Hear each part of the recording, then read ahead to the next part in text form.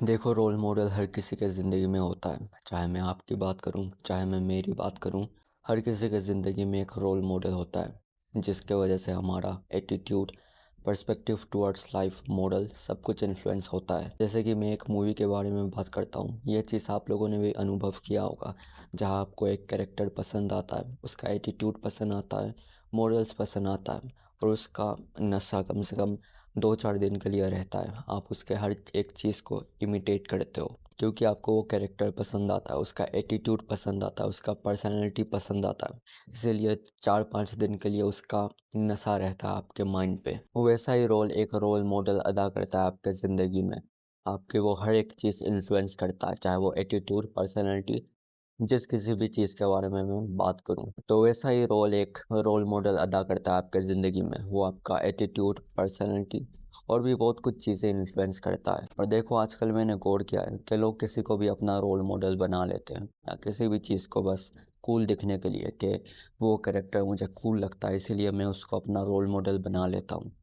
तो वैसे बहुत कुछ चीज़ें मैंने देखा है आजकल कि लोग किसी को भी अपना रोल मॉडल बना लेते हैं। मगर रोल मॉडल बनाने के पीछे भी एक उद्देश्य होना चाहिए कि वो कैरेक्टर आपको कैसा लगा, उसका एटीट्यूड कैसा है, पर्सनैलिटी कैसा है, मॉरल्स कैसा है, फिर आपको वो अपना रोल मॉडल बनाना चाहिए। ये सब चीज़ों को देखने के बाद, ना कि बस ऐसे ही उसका पर्सनैलिटी अच्छा लगा कि वो कूल दिखता है।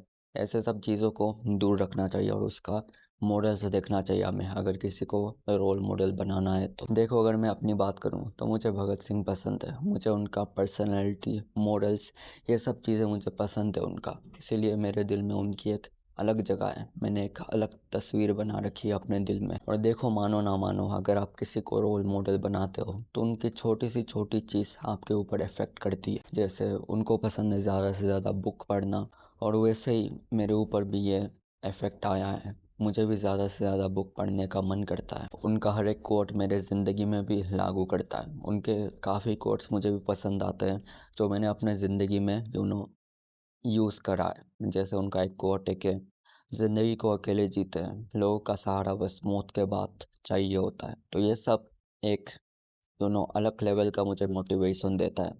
और ये सब छोटी छोटी चीज़ें आपके ऊपर भी इन्फ्लुएंस करती है अगर आप किसी को रोल मॉडल बनाते हो। फिर अगर मैं आजकल किसी को भी पूछ लूँ कि तुम्हारा रोल मॉडल क्या है, वो शान से बोल देते हैं कि ये मेरा रोल मॉडल है।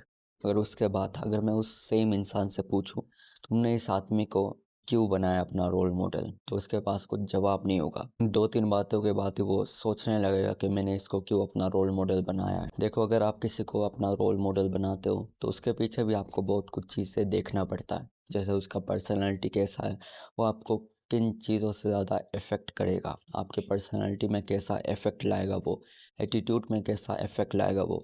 तो ये सब चीज़ों को देख के ही किसी को अपना रोल मॉडल बनाना चाहिए। और इन चीज़ों के बाद आपका ज़िंदगी 360 डिग्री पूरा टर्न ले सकता है। अगर आप किसी सही इंसान को अपना रोल मॉडल बनाते हो तो वो उसका मॉरल्स, पर्सनैलिटी, वो आपके ऊपर भी दिखाई देगा थोड़ा बहुत, क्योंकि आप उससे इन्फ्लुएंस हुए हो।